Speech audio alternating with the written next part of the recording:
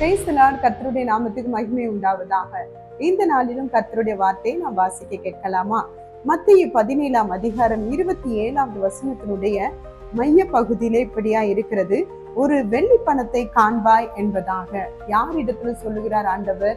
பேதுருவின் இடத்துல சொல்லுகிறார். ஆம், இந்த சூழ்நிலை எப்படிப்பட்ட சூழ்நிலைன்னு நீங்க பாத்தீங்கன்னா, தேவ பிள்ளைகளே, வரி வசூல் செய்பவங்க பேதுரு கிட்ட வந்து, என்ன அவங்க ஆண்டவர் வரி வசூல் செய்ய மாட்டாங்களான்னு கேட்கும்போது, பேதுரு வெளியில இருக்கிறார், அதாவது வீட்டுக்கு வெளியில இருக்கிறார், ஆண்டவர் வீட்டுக்குள்ள இருக்கிறார். அப்போ அவர் பேசுறதுக்கு முன்பாகவே பேதுருவின் இடத்துல ஆண்டவர் சொல்றாரு, நீ கடலுக்கு போய் இந்த தூண்டுல போடு, அந்த மீன் வாய்க்குள்ள வெள்ளி பணம் இருக்குன்னு ஆண்டவர் பேசுறத கைட் பண்றத பாருங்க. எவ்வளவு அழகா ஆண்டவர் கைட் பண்றாரு பாத்தீங்களா? பேதுரு பேசவே இல்லைங்க, வெளியில யார் என்ன பேசினாங்கிறத கவனிக்கிறார். அதே மாதிரி தேவ பிள்ளைகளே, இன்றைக்கு உங்களுடைய வாழ்க்கையிலும் கூட நீங்க ஆண்டவர்கிட்ட சொல்றதுக்கு முன்னாடியே அதை கவனிக்கிறார். அவர் கண்கள் எவ்வளவு கவனமா இருக்குது.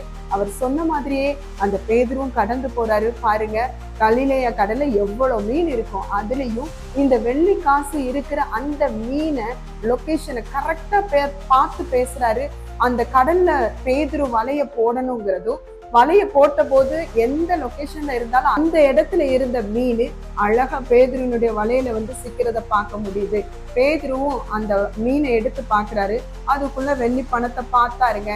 இன்னைக்கு கூட தேவ பிள்ளைகளை, இந்த காலை வேளையில இந்த சத்தியத்தை கேட்டுக்கிட்டு இருக்கிறீங்களா?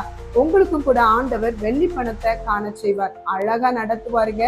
அவருடைய கைடன்ஸ் படி போய் பாருங்க, எப்பேற்பட்ட காரியங்களையும் வாய்க்க செய்வார். உங்களுக்கு எல்லா சூழ்நிலைகளையும் வாய்க்கும். கர்த்தர் தாமே உங்களை ஆசீர்வதிப்பார். ட்ரை பண்ணி பாருங்க. God bless you.